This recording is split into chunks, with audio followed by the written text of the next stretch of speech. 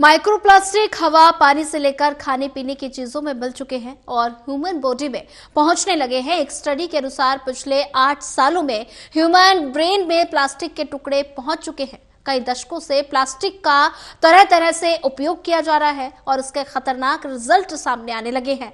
आजकल पॉल्यूशन के कारणों में प्लास्टिक सबसे महत्वपूर्ण कारण बन चुका है। इससे मिट्टी से लेकर पानी तक में पॉल्यूशन बढ़ता जा रहा है। अगर बात की जाए प्लास्टिक के बेहद छोटे छोटे टुकड़ों को माइक्रोप्लास्टिक कहते हैं। इनका साइज 5 मिलीमीटर से कम या 1 नैनोमीटर तक हो सकता है। माइक्रोप्लास्टिक हवा, पानी से लेकर खाने पीने की चीजों में मिल चुके हैं, ह्यूमन बॉडी में पहुंचने लगे हैं। हाल ही में प्लास्टिक के कण ह्यूमन बॉडी के हर हिस्से में जमा हो रहे हैं और ऐसे में ये ह्यूमन बॉडी के प्राइवेट पार्ट से लेकर ब्रेन तक मिल रहे हैं। हाल ही में हुए एक स्टडी के अनुसार पिछले 8 सालों में ह्यूमन ब्रेन में हद से ज्यादा प्लास्टिक के टुकड़े पहुंच चुके हैं। वैज्ञानिकों के अनुसार लोगों के ब्रेन में करीब 0.5% माइक्रोप्लास्टिक जमा हो चुकी है। ह्यूमन बॉडी में पहुंच रहे माइक्रोप्लास्टिक का सेहत पर काफी ज्यादा खतरनाक असर पड़ सकता है। आइए जानते हैं माइक्रोप्लास्टिक का सेहत पर असर और नई रिसर्च में क्या कुछ पता चला।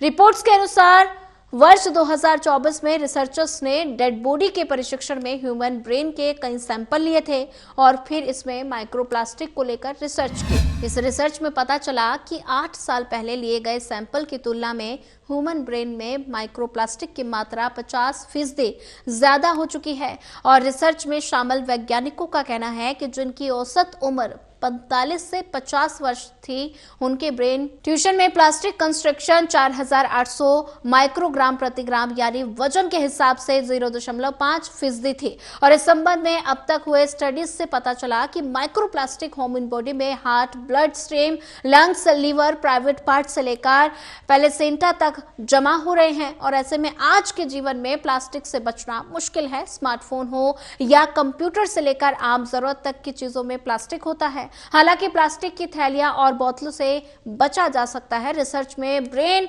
ट्यूशन के नमूने फ्रंटल कॉर्टेक्स किए गए थे और ऐसे में ये सोच और तर्क से जुड़ा हुआ हिस्सा होता है जिसमें डिमेंशिया और अल्जाइमर में सबसे अधिक प्रभावित होता है। माइक्रोप्लास्टिक के ह्यूमन बॉडी के अंगों में जमा होने से सेल्स में डैमेज होने और सूजन का खतरा बढ़ जाता है। और ऐसे में माइक्रोप्लास्टिक अतः साफी कार्यों को बाधित कर सकता है जिससे हार्मोनल इनबैलेंस हो सकते हैं और इसमें मौजूद केमिकल कैंसर, प्रजनन और संबंधित समस्याओं और विकास संबंधी समस्याओं का कारण बन सकते हैं।